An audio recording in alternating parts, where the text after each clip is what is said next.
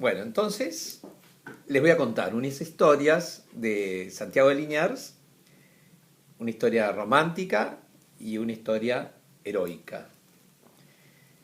Santiago de Liniers, saben ustedes, es el héroe de la Reconquista. Llegan los ingleses en 1806, el virrey Sobremonte huye con los tesoros hacia Córdoba, y Sobremonte dijo: no hagamos nada, esperemos a que lleguen tropas de España, que se queden los ingleses en Buenos Aires.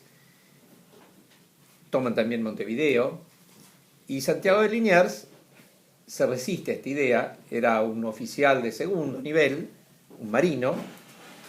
Se resiste a esta idea de que los ingleses se queden en Buenos Aires y empieza a levantar tropas. Se va hasta el Uruguay, empieza a levantar tropas y se viene con un ejército que va montando en Uruguay, viene y reconquista Buenos Aires. Inmediatamente Santiago de Liniers empieza, como sabe que van a volver los ingleses, empieza a tomar, organizar tropas y hace los regimientos de patricios, que son los que después hacen la revolución. Es decir, el fenómeno político especial es que Santiago de Liniers genera un ejército propiamente de Buenos Aires. Antes eran tropas que venían desde España. Acá hace un ejército enorme propio de Buenos Aires, y ese ejército después es el que genera la Revolución de Mayo de 1810. Pero la historia que les iba a contar es otra. Pasa el tiempo, viene la segunda invasión inglesa, desde España lo sacan a Sobremonte como virrey y lo nombran a Liniers virrey. Y Liniers tenía mucha oposición del partido pro-español. El partido pro-español estaba liderado por Álzaga, Martín de Álzaga. Martín de Álzaga se pasaba escribiendo cartas a España diciendo: hay que echarlo a Liniers, es un traidor, va a traicionar a la corona española, estén preparados, tiene contactos con Napoleón. Y ustedes saben que Napoleón termina tomando España, Liniers era francés, y todos estos elementos le empiezan a jugar en contra. Tratan entonces de sacarlo. Pero era un buen administrador, hacía las cosas bien, y no había argumentos para sacarlos. Entonces, imagínense, esto es 1807, 1808, era otra cultura, y le encuentran a Liniers que tenía un amante. Liniers era viudo, pero se había enamorado de una señora que era casada, que era Ana Perillón de O'Gorman. Y además, Ana Perillón, que era francesa también, tenía un hermano. Ese hermano era amigo personal de Napoleón. Entonces a los españoles les interesaba, al partido hispánico le interesaba sobremanera empezar a acusar a Liniers de que era pro-francés en vez de pro-español. Y les interesaba destacar su inmoralidad y que tenía un amante. Entonces, en esa época, claro, no había teléfonos. Todo esto se decía y se hacía por carta. Entonces está lleno de cartas en Cádiz, donde el partido pro-español dice: hoy fueron a la iglesia y se miraban de lejos con el rabillo del ojo, y todo esto eran acusaciones para tratar de sacarlo. Pasa el tiempo, y al fin el trono español decide cambiar a Liniers, y para esto lo manda a don Baltasar Hidalgo de Cisneros. Llega Baltasar Hidalgo de Cisneros a Uruguay, va a Colonia y le exige a Liniers que vaya a entregarle el virreinato a Colonia, a Uruguay, porque le han avisado a Cisneros que cuando llegue a Buenos Aires, Liniers lo va a matar a Cisneros y va a iniciar la revolución patriótica.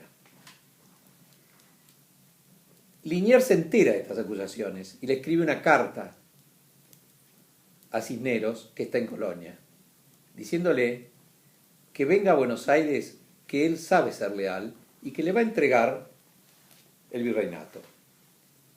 Y que por si esto no le alcanza, le recuerda que son compañeros de colegio. Cisneros y Liniers, los dos, habían ido a la escuela naval en Malta, en la isla de Malta. En esa época había un pacto de familia entre los Borbones de Francia y los Borbones de España. Por eso los oficiales franceses podían servir para España y los oficiales españoles podían servir para Francia e intercambiarse. Por eso Liniers, en definitiva, fue contratado por el Reino de España, lo mandan al Río de la Plata y tenía un trabajo para recorrer los ríos. Todo esto antes de la Reconquista.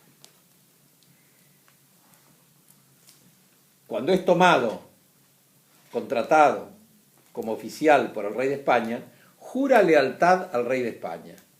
Tenía que hacer eso, juraba lealtad al rey de España. Y vamos a ver con el tiempo cómo incide eso en su historia personal. Para ese entonces le da temor por Ana Perillón, que le vayan a hacer algo, y le consigue a Ana Perillón una casita en Río de Janeiro, que se la compra. Ana Perillón ya se había separado del marido, y Ana Perillón se va a Río de Janeiro y él se queda aquí. Llega Cisneros, le entrega el virreinato, tenía orden de Cádiz de mandarlo a España. Él le pide a su ex amigo: no me mandes a España, no me quiero ir a España, estoy encantado con este país, mandame a cualquier lado, mandame a Córdoba. Y lo mandan a Córdoba, donde un amigo de él le presta una estanzuela para que más o menos se desenvuelva económicamente, porque Liniers no tenía plata personal. En esa época los funcionarios no robaban. Había sido virrey, pero estaba sin plata. Y entonces él se instala en Córdoba, pasan los meses, y viene la Revolución de Mayo. Viene el 25 de mayo de 1810, se levanta Buenos Aires, manda un ejército pequeño, eran 500 soldados, al interior, conducido por Ortiz de Ocampo, para que todos los cabildos del interior se adhirieran a Buenos Aires. Va ese ejército para allá.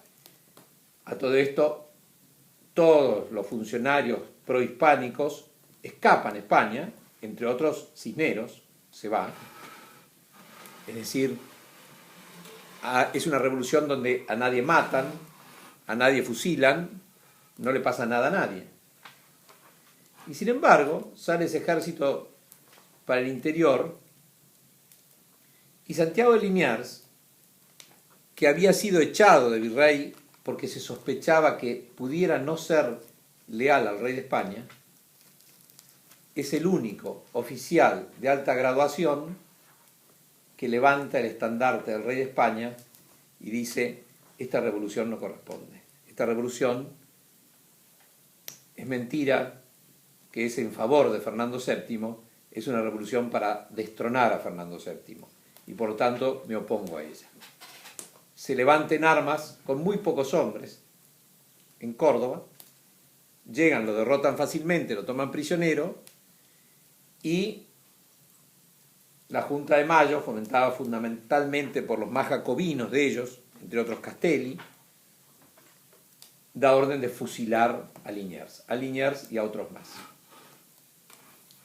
Ortiz de Ocampo, que Liniers le parecía un héroe, se niega a cumplir la orden y renuncia al mando, lo echan del mando y lo mandan a Castelli para que haga cumplir la orden. Y es así que Liniers es fusilado en Cabeza de Tigre. Liniers muere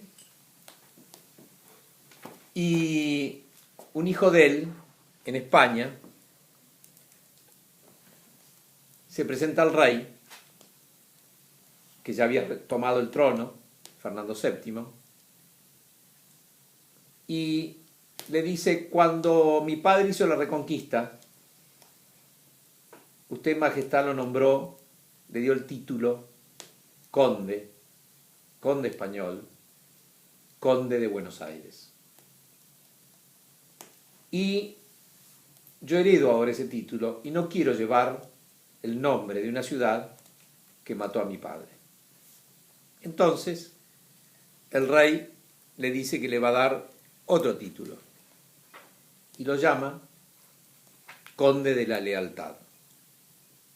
Conde de la Lealtad, dice, porque mi reino desconfió de tu padre, creyó que no iba a cumplir su promesa dada de fidelidad al rey, creyó que iba a ser un pro-francés, creyó que iba a ser un pro-revolucionario, y sin embargo fue el único oficial de altísima graduación español que levantó sus armas en defensa del rey en el Río de la Plata, y lo nombre conde de la Lealtad.